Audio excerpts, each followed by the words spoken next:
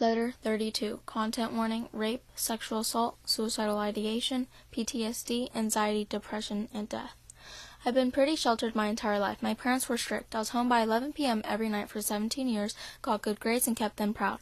I talked to a couple boys here and there, went on dates, snuck around, things that a young teenage girl in high school would do, but all within my limits. However, after I graduated and went to a university far away from home, all of a sudden I had the freedom in the world to do whatever I wanted, whenever I wanted. The first night at school, my roommate encouraged me to go to a party, considering she knew that I had not really been to many in high school. Her friend from home knew somebody that had a car, and naturally, that friend of a friend took us in his car to this party. In the car was the driver, my roommate, me, and this one other boy. This boy was nothing special. He was attractive, yes, but not extraordinary or anything. He introduced himself as X, we'll call him X, and proceeded to ride with us to the party from hell. Throughout the entire night, X and I were clearly into one another, exchanging glances from across the room, purposely running into each other, whispering into each other's ears in a room full of people, flashing lights, and loud music. After the party was over, we exchanged socials, and before I went to bed, I texted him, asking if he wanted to get breakfast with me and my roommate the morning after. The rest was history. We got breakfast that morning, and we were inseparable for a good while after that. We quickly became romantically involved and spent every waking moment together, sharing secrets during dorm room sleepovers, grocery shopping, partying, regretting the partying. We all did it together. Inevitably, as someone who was not very exposed to the cruel world, I trusted him with my heart, soul, and body, and I became a college girl who had sex with a boy she had met a couple weeks prior. I had never had sex before. He had. I didn't know what I was doing. He did. At the time, I didn't regret it, losing my virginity to somebody I barely knew. I was content with what I had done. After all, it was a social construct anyway.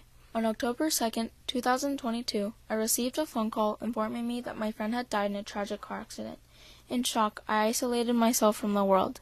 I asked my roommate for space. I stopped responding to texts from concerned friends, and I turned down getting lunch with X. He understood and allowed me to get some time and space to grieve, cry, and mourn. 2 days later, I got a text from X asking if I wanted to get lunch after class. I said yes. We grabbed lunch and we made it up to my dorm room, where he noticed it was empty.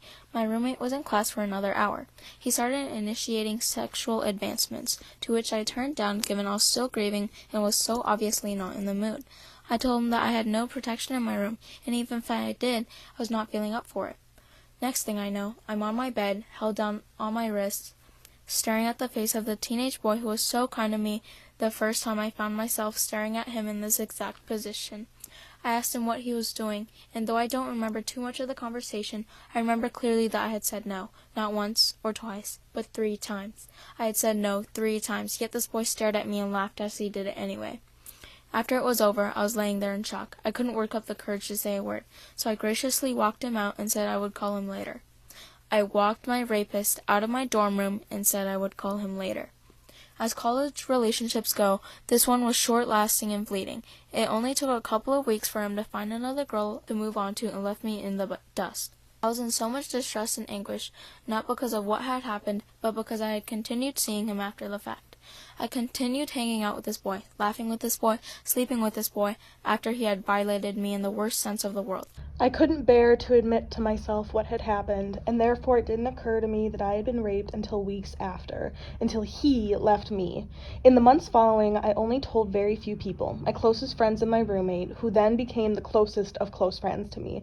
To this day, I have not told a single trusted adult in my life. I became quiet, withdrawn, and lethargic. My roommate, my rock, was extremely understanding and protective of me during this period of time, and, looking back, she is the reason that I am still alive today. She noticed that this boy coincidentally appeared everywhere I went. He was, in other words, stalking me. As a once independent girl who has never had an issue with eating by myself, I was afraid I would run into him in the dining hall, so I always came with my roommate.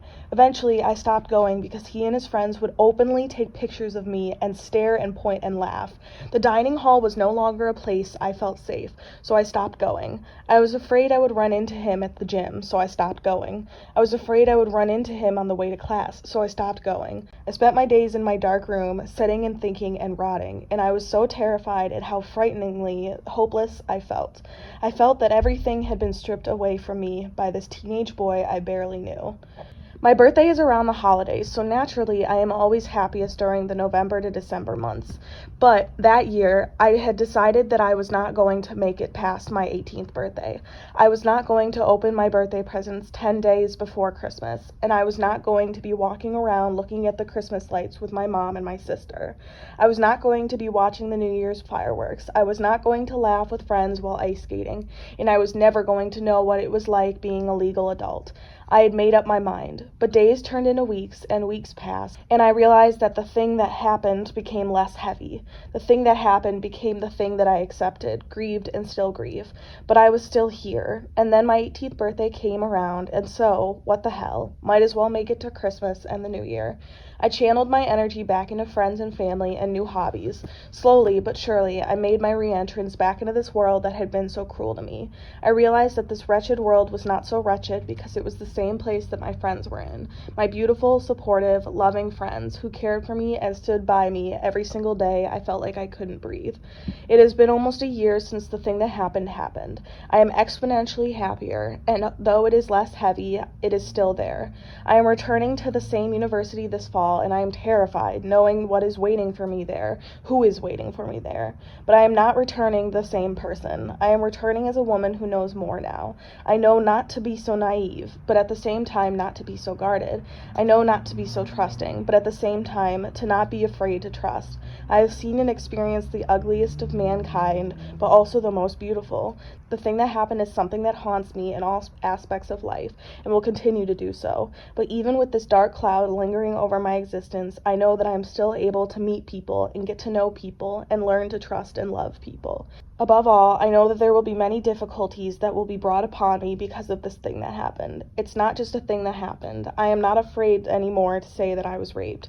I was raped and I lived through it, and I know now that it was not my fault that it happened. It happened because mankind can be malevolent. But because it happened, it also showed me through my support system of friends and loved ones that mankind can also be gentle. I am okay now. I will continue trying to be okay.